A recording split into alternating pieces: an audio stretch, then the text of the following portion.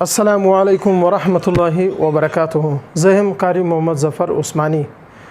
نن ان شاء الله که خیر موږ د سنیا بسحر مطابق دریم مقام عجم دی.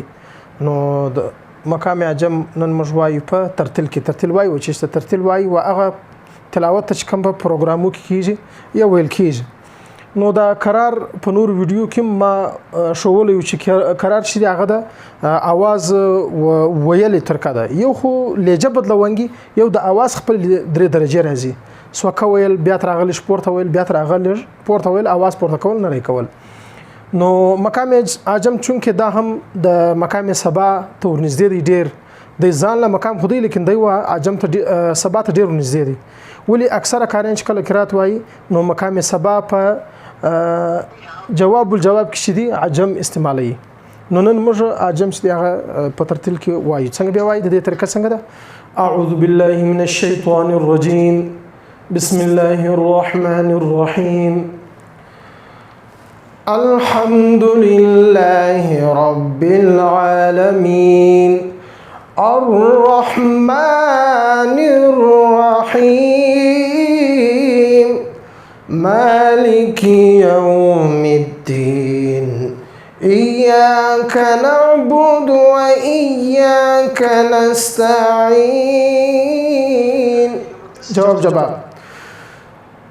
اهدنا الصراط المستقيم صراط الذين أنعمت عليهم غير المغضوب عليهم ولا الضالين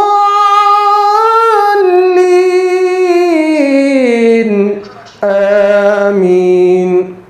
دا غره کوم مقام عجم په حاضر کې شکل المنظور کې څنګه دی. اعوذ بالله من الشیطان الرجیم بسم الله الرحمن الرحیم الحمد لله رب العالمين الرحمن الرحيم مالك يوم الدين إياك نعبد وإياك نستعين اهدنا الصراط المستقيم صراط الذين أنعمت عليهم غير المغضوب عليهم ولا الضالين آمين. أذان فمقام عجن بتسنجك الله أكبر الله أكبر الله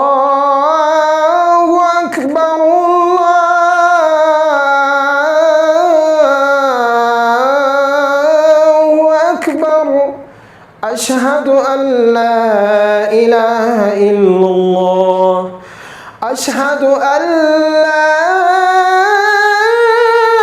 إله إلا الله أشهد أن محمدا رسول الله أشهد أن محمدا رسول الله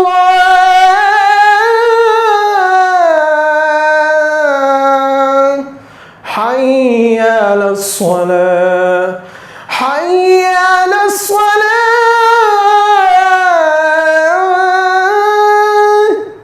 حي على الفلاح حي على الفلاح.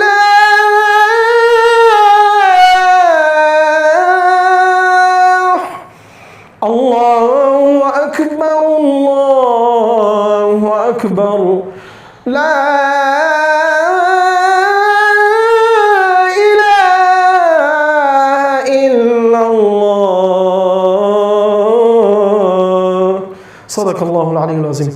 زه امید کوم چې ان شاء الله د دې ویډیو په کتلو سره کتلو بعد د مقام عجم چې څنګه د سنیا بسحر مطابق چې موږ دوی ویډیو نوریم جوړ کړی وي مقام سبا اول مقام او مقام عجم دویم مقام او نن موږ وایو په دا ویډیو کې مقام عجم.